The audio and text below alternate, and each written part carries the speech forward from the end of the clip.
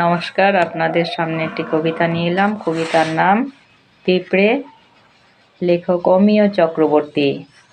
আহা পিঁপড়ে, ছোট পিঁপড়ে, ঘুরুক দেখুক থাকুক, কেমন যেন চেনা লাগে ব্যস্ত মধুর চলা, স্তব্ধ শুধু চলায় কথা বলা।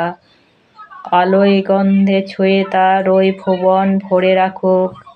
আহা পিঁপড়ে, ছোট পিঁপড়ে, ধুলোর রেণু মাখুক। ভয় করে তাই আজ সরিয়ে দিতে, কাউকে ওকে চাইনে দুঃখ নিতে।